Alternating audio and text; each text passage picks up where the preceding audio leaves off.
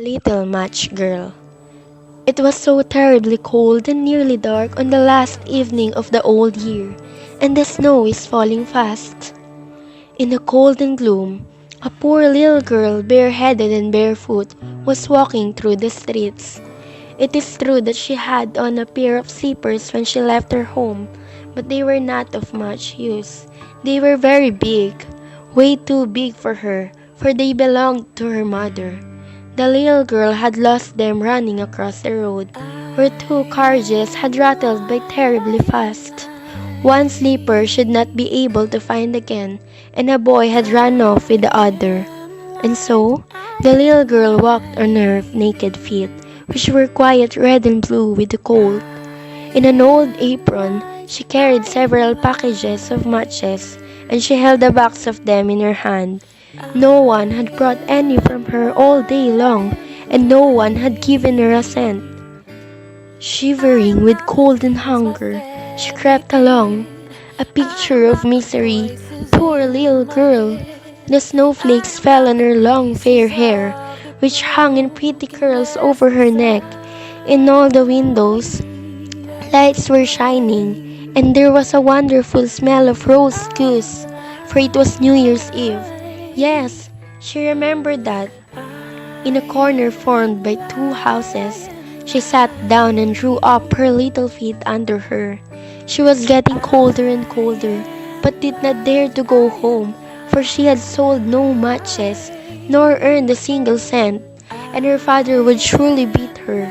Besides, it was also cold at home, for they had nothing over them but a roof to cover them. Her hands were almost dead with cold.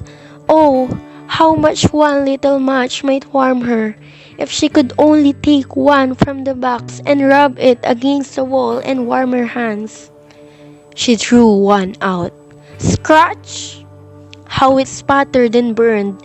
It made a warm, bright flame like a little candle as she held her hands over it, but it gave a strange light. It really seemed to the little girl as if she were sitting before a great iron stove with shining brass feet. How wonderfully the fire burned! How comfortable it was! The youngster stretched out her feet to warm them too, and the little flame went out. The stove vanished, and she only had the remains of the burnt match in her hands. She struck another match against the wall. It burnt lightly, and when the light fell upon the wall, it became transparent like a thin veil, and she could see through it into a room. The table was covered with a snowy white cloth, on which stood a splendid dinner service, and a steamed roast goose stuffed with apples and plums. Then the match went out, and she could only see the thick, cold wall. She lighted another match. Then she was sitting under the most beautiful Christmas tree. Thousands of lights and colored pictures like those she had seen in the shop windows looked down upon it all. The little girl reached both of her hands toward them. Then the match went out, but the Christmas lights mounted higher. She saw them now as the bright stars in the sky. One of them fell down, forming a long line of fire. Now someone is dying, thought the little girl, for her old grandmother, the only person who had loved her and who was now dead, had told her that when a star fell down, a soul went up to God. She rubbed another match against the wall. It became a bright again, and in the glow, the old grandmother stood clear and shining, kind and lovely. "Grandmother!" cried the child. "Oh, take me with you. I know you will disappear when the match is burned out.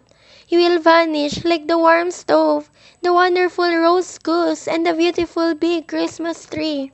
And she quickly struck the wool bundle of matches, for she wished to keep her grandmother with her, and the matches burned with such a glow that it became brighter than daylight. Grandmother had never been so grand and beautiful. She took the little girl in her arms, and both of them flew in brightness and joy above the earth, very, very high, and up there was neither cold, nor hunger, nor fear, for they were with God. The New Year's sun rose upon a little pathetic figure. The child sat there, stiff and cold, holding the matches, of which one bundle was almost burned. She wanted to warm herself, the people said. No one imagined what beautiful things she had seen, and how happily she had gone with her old grandmother into the bright new year.